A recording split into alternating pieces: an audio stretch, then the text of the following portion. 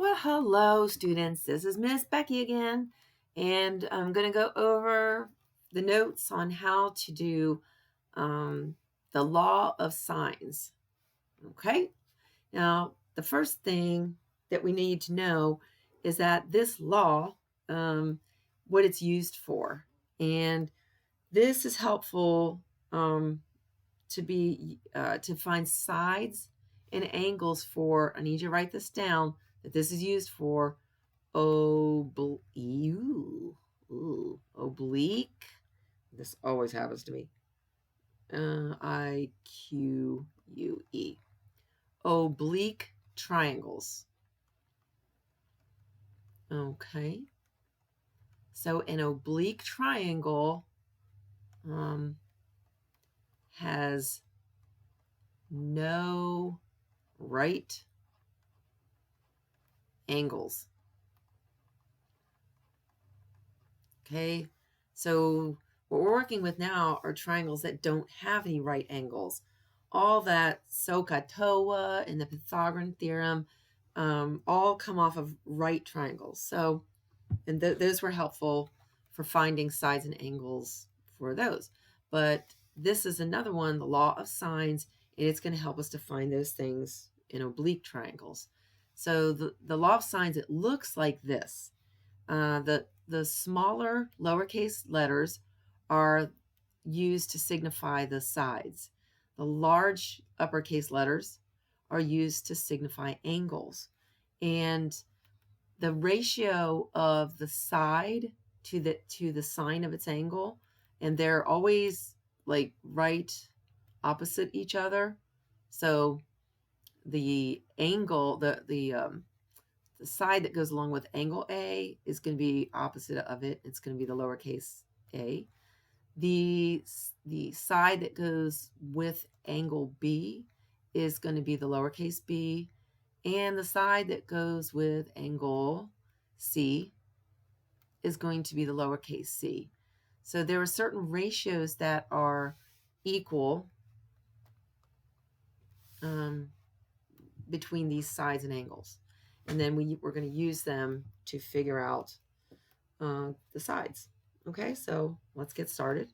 First thing that they are asking us for on this one is we need to find E. This one right here.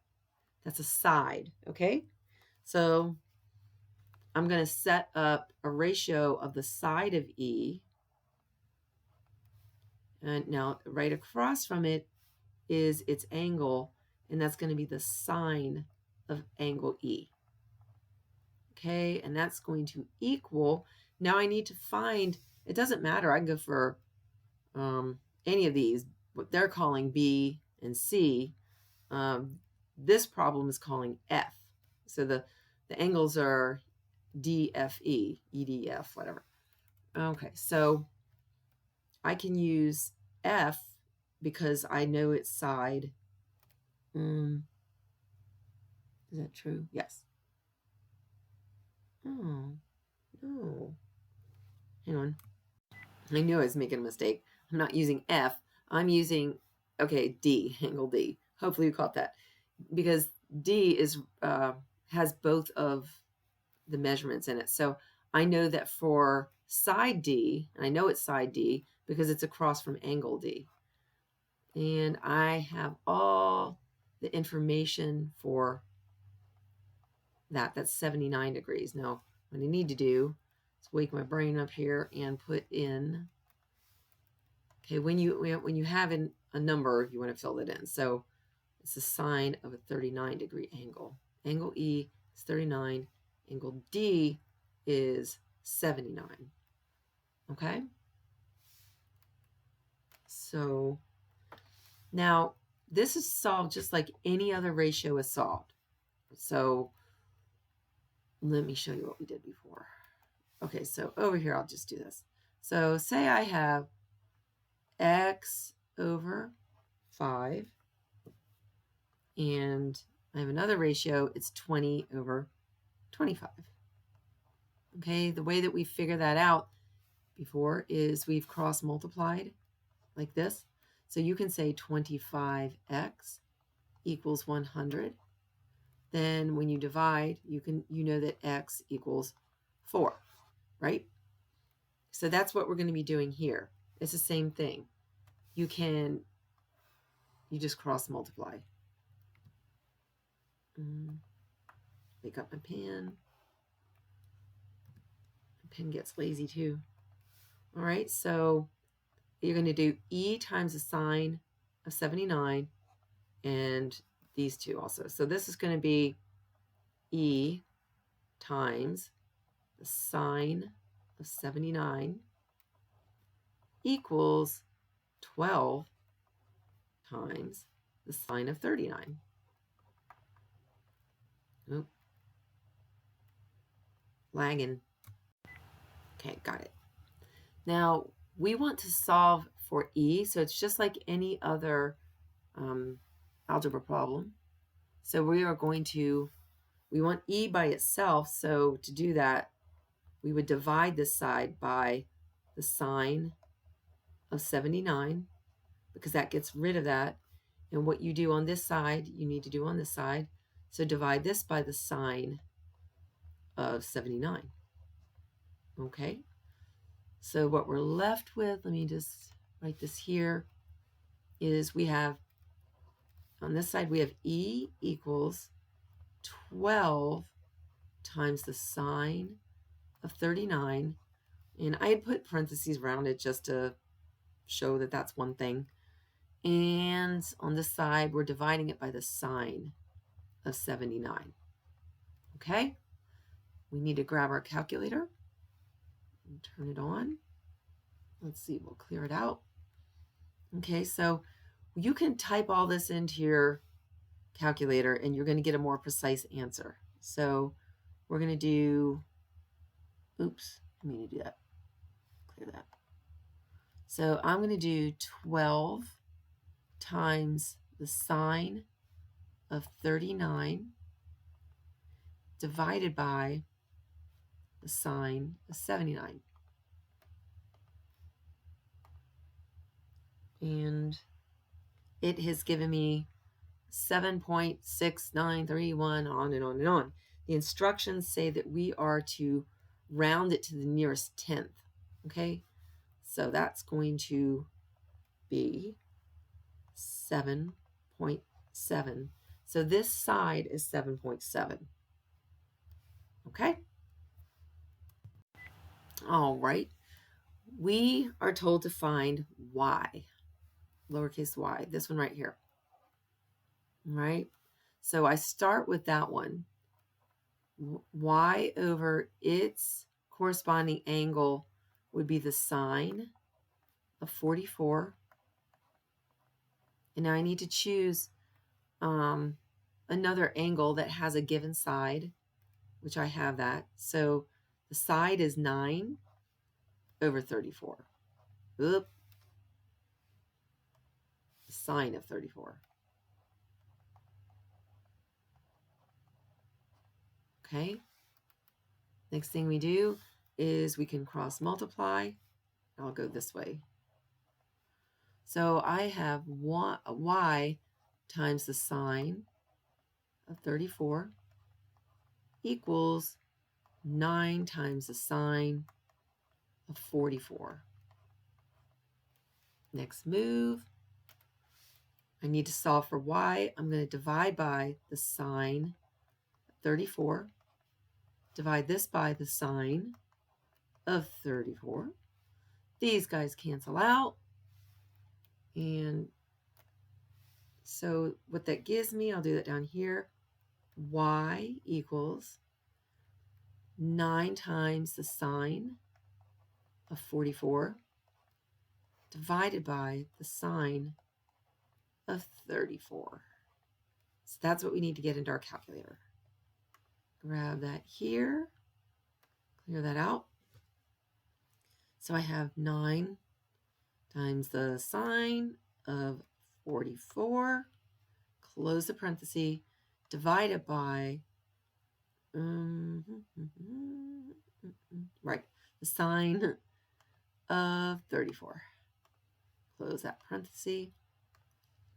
And I get 11.18, and we need to round it to the nearest tenth, so that's going to bump that up to a 2. Okay, so that's going to be 11.2. All right. Okay, so go ahead and pause the video and give these two a try, and we'll see how you did.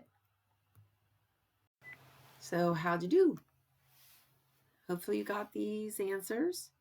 And let's see, here I didn't show that I was dividing by the sign of 102 because I can just hold that in my head and not show every little bit of work like this.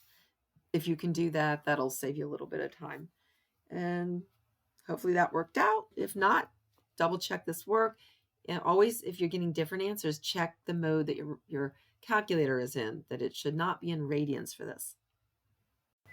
All right, go ahead and pause it again. Try this next one, number 5, and then I'll come back and show you how to do this next one, which is number 6.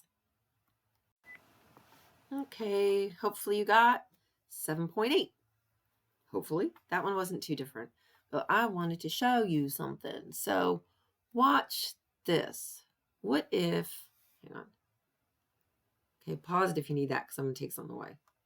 Okay, so what if I take this out? And what if I take, once I set up my ratio, take this number and slide it up there? Ugh. You know, like I said, slide it right there. Look what it looks like. It matches this one. Same thing, right? So a shortcut so that you're not having to do all that writing is, well, let's see, let me undo it again. Well, I'll just do it this way. Okay, so we had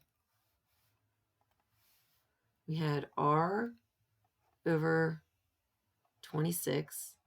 Well, darn, it's the sine of 26. Sine of 26 equals, we had 14 over the sine of 52. Okay, from there, just rewrite it with this sign up here with this number, this opposite number. And that will get you there just a little bit faster. So hopefully that made sense. All right, moving on to this one. We want to find Q. But with this one, there's a problem. See if you can figure out what the problem is. Okay, we'll start setting it up. All right, so Q's are hard to write. Over its angle is a sine of 40. Equals, okay, pick a side. This side doesn't have an angle. This angle doesn't have a side. So we have to figure out what this angle is, which we know that all of the angles have to add up to 180. So if you quickly calculate or pop in your calculator if you want this, take these two sides away from the 180, and that leaves you with 20 degrees. This angle has to be 20 degrees. So that has given me the ratio that I need. So this side 5 is goes along with the sine of 20-degree angle. That's pretty bad writing. Sorry about that. Okay, so then if you do my shortcut, like I said, I'm going to leave that Q. I'm going to bring this guy up to be here.